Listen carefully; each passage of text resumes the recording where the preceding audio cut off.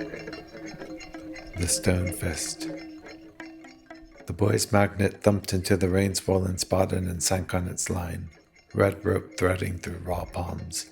He dragged the magnet back across the river. Nothing bit. Glancing across at his friends, he began to think of home. The sun had shone brightly all afternoon for the first time in weeks, but it was sinking fast, spilling gold and scarlet over the darkening gorge, and the breezes that had whispered of spring through leaf and naked branch returned to blacker themes of death and numbness.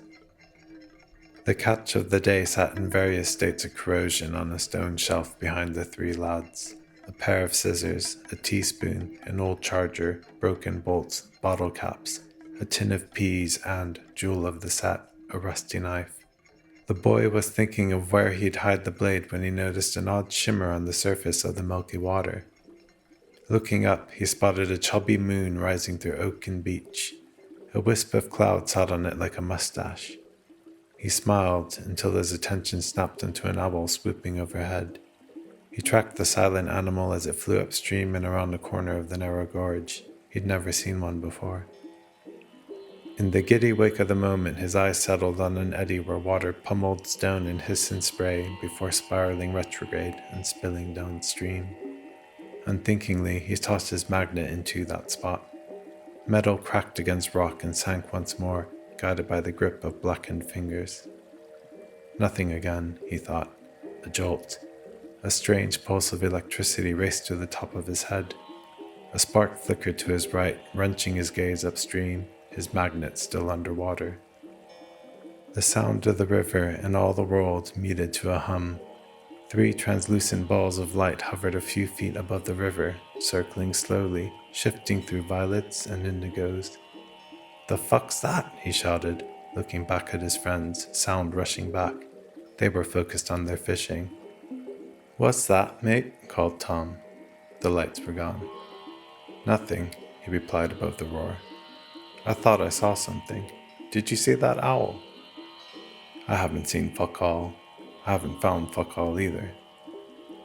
"I got something," cried Tyler as he drew in his magnet. Tom turned towards Tyler, and again the boy was alone. Had he imagined them?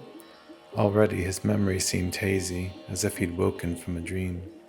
He made his way up the muddy bank to the spot closest to where he'd seen the floating orbs, but they weren't there. Nothing was out of the ordinary. Could they have moved upriver? Fear rose in him as he peeked round a corner, but everything was natural. He wondered if he was going mad. Was it the drugs? He didn't feel mad.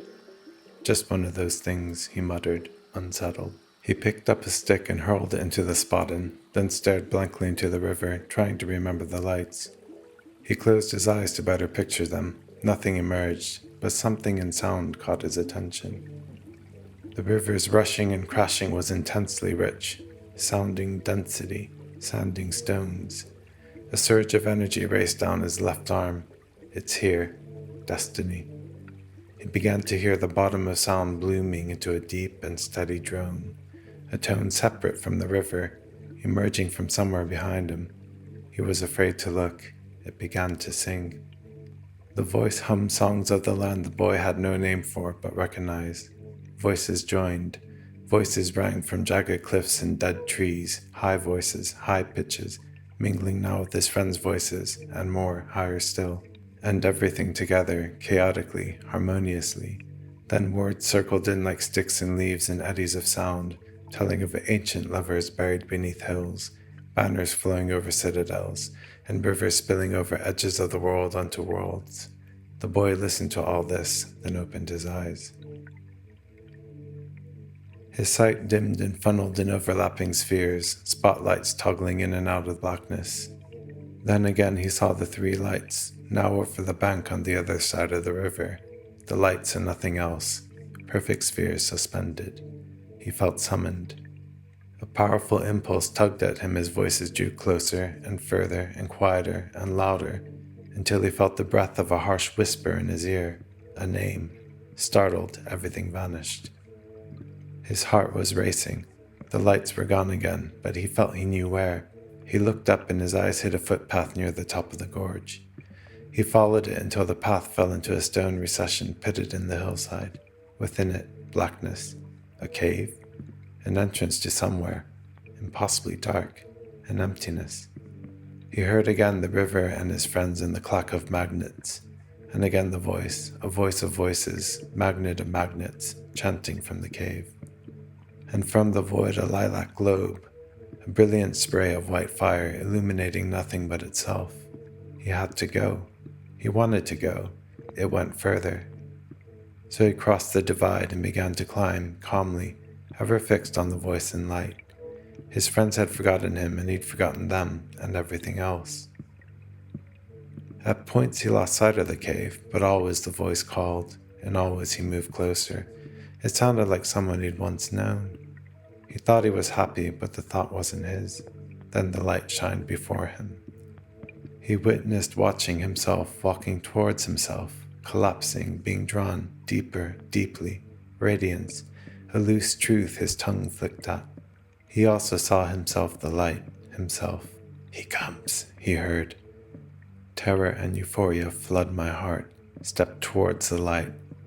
Bodies step towards bodies. Will you? She asks. Laughter.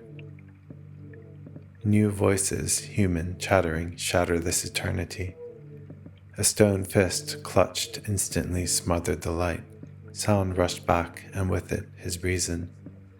The fist protruded from a strange depression at the top of the rock formation, which cut into the hillside a few feet but no more. Two men approached him, one dark and one light. He looked at them, wild-eyed, and said, "I thought it went further. I thought you could keep going." The two men looked at him, one bemused and the other with understanding. All eyes on the stone, the man asked the boy what his friends were doing in the river. "Magnet fishing," he said sharply. "For goldfish?" the dark man quipped.